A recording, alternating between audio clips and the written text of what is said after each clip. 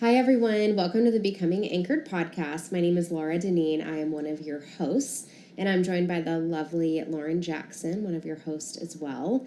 If you are new to this podcast, welcome. We talk about all things body image and helping you move towards peace with your body. It's such a complex topic, and we try to address it with care and intention. And so we are so grateful to you, our listeners, for being with us. If you're new to therapy as well, or the therapy world, welcome. We would love to see you if you're in the state of Tennessee. And if you are outside the state of Tennessee and are wanting therapy, we encourage you to reach out to someone local to you, as this is not meant to be a replacement for therapy.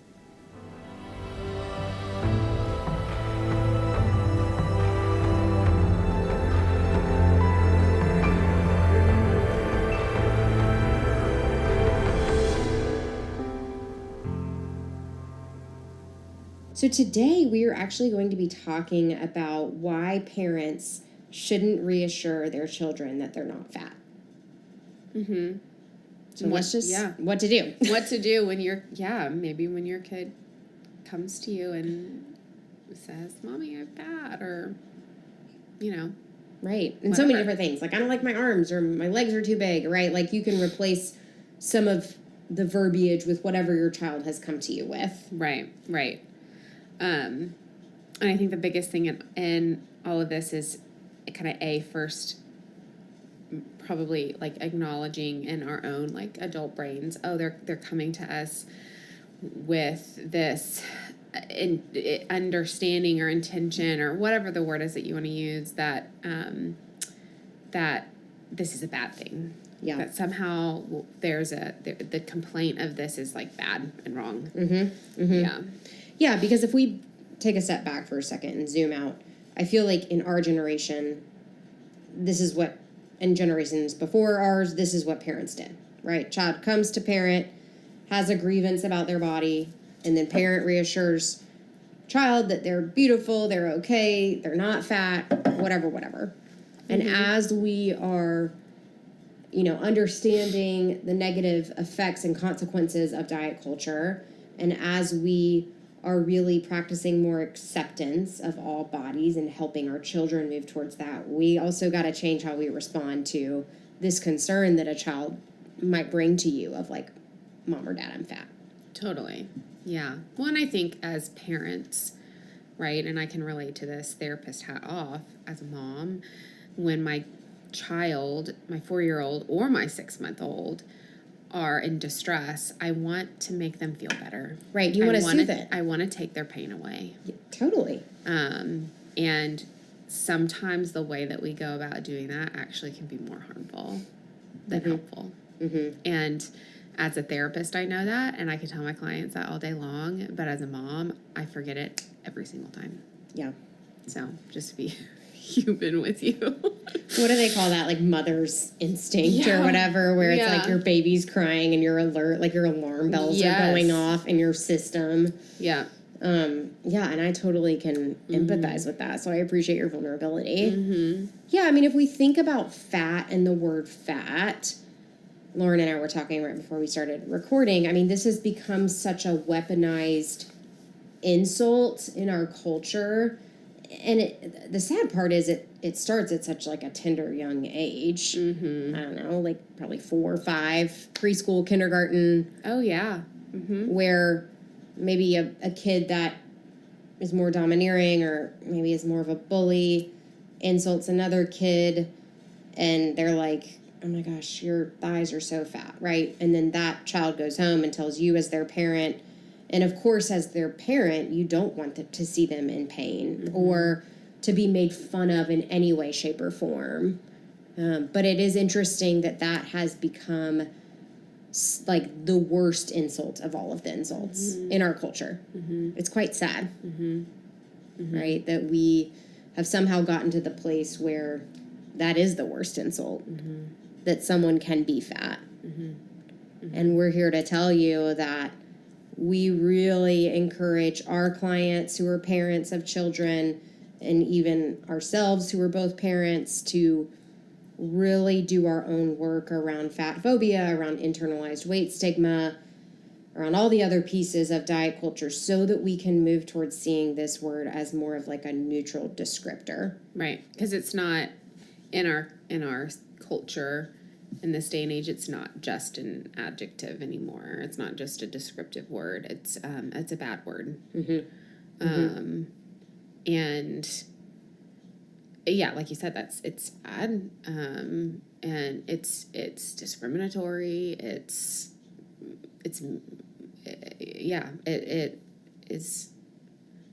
I know people who identify as in larger bodies or who identify as fat are trying to like almost like take the word back. I feel like it's like the language that I've heard. My son is 4, and he recently made a comment about, I can't remember it specifically, and it wasn't about his body, but he used the word fat, and it was about something else, and maybe it was about somebody else's body, but I felt a sense of like, oh, he's starting to learn. Like, he's starting to like learn what this means in our culture, and it kind of scared me a little bit because I'm like, he's 4. Yeah. And I remember kind of going a bit into therapist mode of like, yeah, some bodies are fat, some bodies aren't, like, you know. So I can't exactly remember all of the context of it, but that recently actually came up in our family. And just at 4, it starts so young. It's crazy. It does. It really does. Yeah, Marianne, my daughter, said that about an apple being healthy.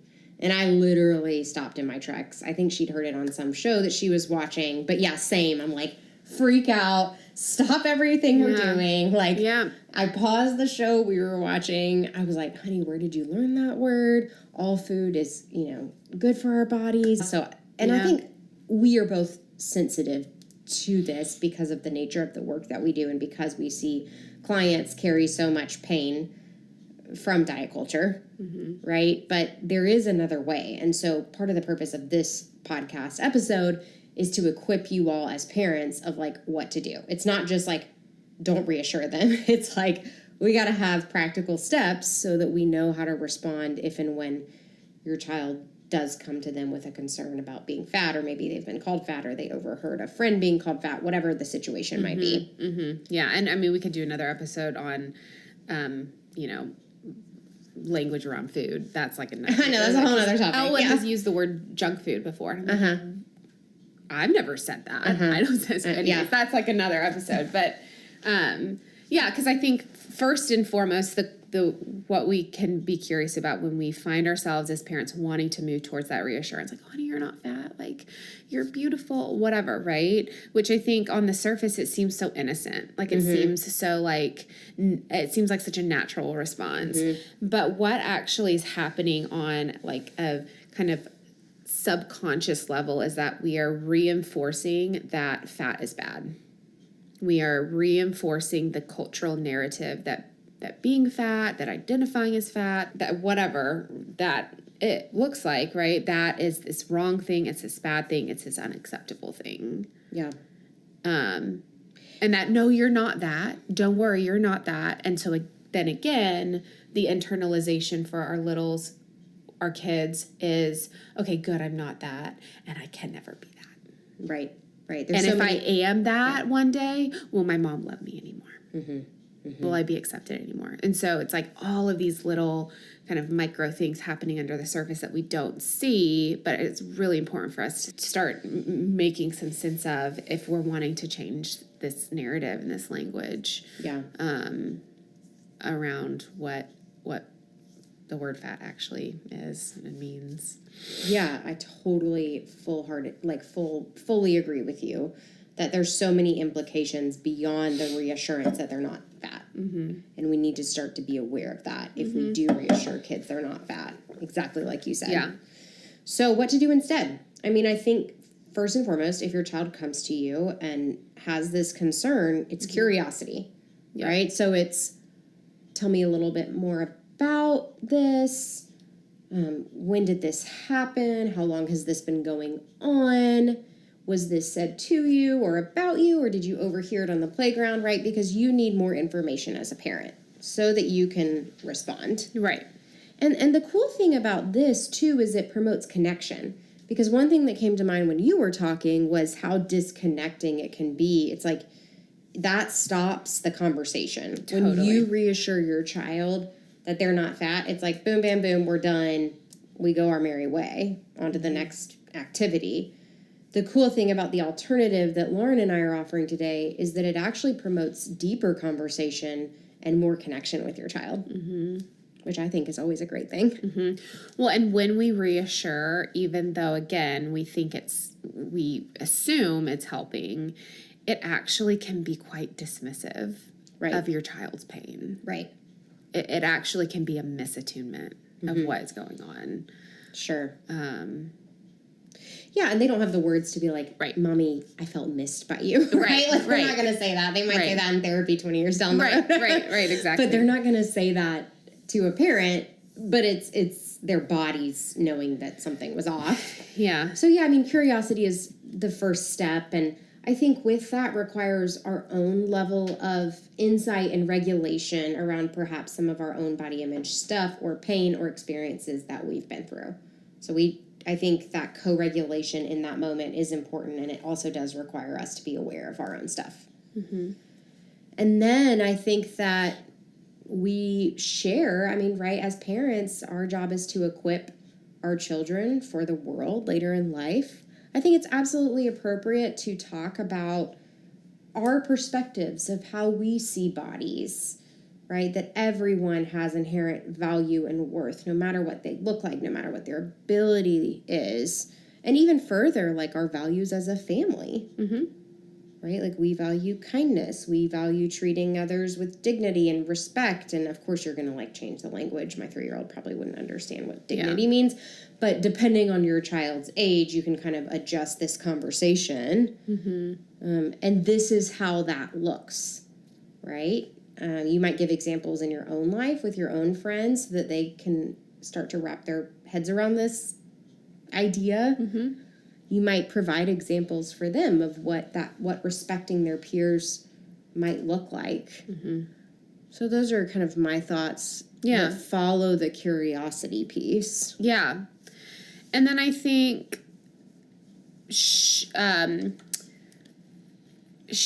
some of the maybe hyper focus that your child might have on, oh, Mommy, this person told me my arms were big today, and there's a lot of distress, and being curious about that and attuning to that, and then shifting maybe some of the conversation to, or some of the curiosity with your child to, tell me about what your arms can do. Tell me about what your legs did for you today. Let's explore how your arms help you at school all day long, or something like that. Right. So we're kind of shifting the focus from image to what's the word? Function. Function, yes. Function. How is my body working for me? And that promotes compassion. That promotes self-compassion, right? That promotes embodiment, connection with body. All of the things that shame, which our culture, we shame instead of being kind, whatever. All of the things that shame doesn't give space for. Yeah, absolutely. I love that shift from appearance, image to function. I think too, our littles need help around appropriate, healthy responses, right? So maybe you give them options and you brainstorm together what they want to do about it. And of course, depending on the age, it might be more appropriate for different adults to intervene, or maybe a 15-year-old would try asserting themselves more so than a 5-year-old. Right. But I think it's absolutely appropriate for you as parents to kind of brainstorm how you can be their advocate, how you can support them, if this has been a repeated offense by someone else in their class or something like that.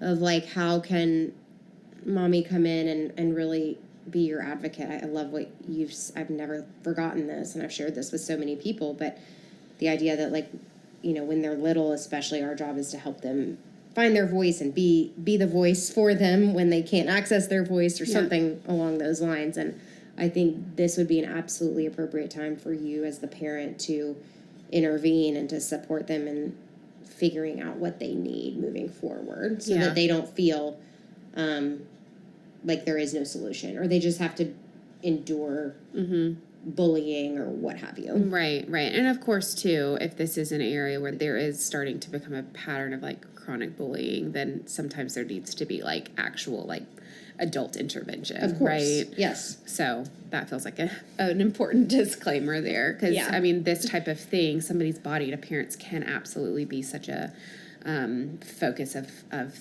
like chronic picking on and bullying. And that certainly is something that we need to go beyond just like, okay, let's practice asserting ourselves, which is great, right? Depending on age. But sometimes more intervention needs to happen. So. Yeah, and I think just acknowledging, like, I've already, thought about this in various ways and times with Marianne, but I think just acknowledging it is lonely sometimes to have this perspective, right? That we don't reassure our kids that they're not fat. And so even within your, like, circles of friends as parents, it can be lonely. And, of course, it might be lonely for your child. And so I think there's space as we parent to acknowledge that and to be that safe place for our kids if we are going to like kind of respond in a countercultural way. Yeah. There's a lot of loneliness in that, right? Sure. And then I think too, like I mentioned before, but just making sure that we are doing our own body image work, right? Because if you don't reassure your child that they're fat, but then you go in the room and they can overhear you berating your own body, what you've just shared with them probably isn't going to land, and it's not going to be as effective maybe as you would hope it would be. Sure. So children, of course we've read all the posts that like children, learn things by observation and through play and all the things. And I think that is so true, especially for body image, right? Like how you talk about your body is really important. What you model in your home is really important beyond just like this conversation. Yeah. So our actions have to match our words. Yeah. And I think too, it matters when they're little, of course, right? But even as they get older and they're like, but Mom, you don't do this, right? Like how many times have we worked with adolescents that have expressed that about their own parents, of frustration of what we're asking them to do in regards to like having compassion and kindness for their own bodies, but then not seeing that in the home. I mean, that's tough. Yes. So it's also an invitation for us as parents. It's not just about the child in this conversation. It's an invitation for us as parents to do our own work around this topic. Yeah, totally. Yeah, good episode. Yeah, it's a good topic. Tender episode. Yeah. Do you want to close with homework or an affirmation? Yeah, so maybe some homework could be to perhaps even do some reflection on, has there been a time when my kid has come to me with a body image concern, and how did I respond? And what would I have wanted to do differently in that moment to perhaps feel more equipped for maybe the next time? Probably when, not if it happens, right? But when or if it happens next. Yeah, absolutely. Yeah, and I think just an affirmation is like, you are capable. I am capable of having these hard conversations. I think in families we kind of rush from activity to activity, and we can kind of ask ourselves like where the time went in any given day. And we can maybe avoid these types of conversations. But I think just reminding yourself that you're capable of like entering into this space with your child. So, yeah. Thanks for being here, you all, and we will see you next time. Take good care.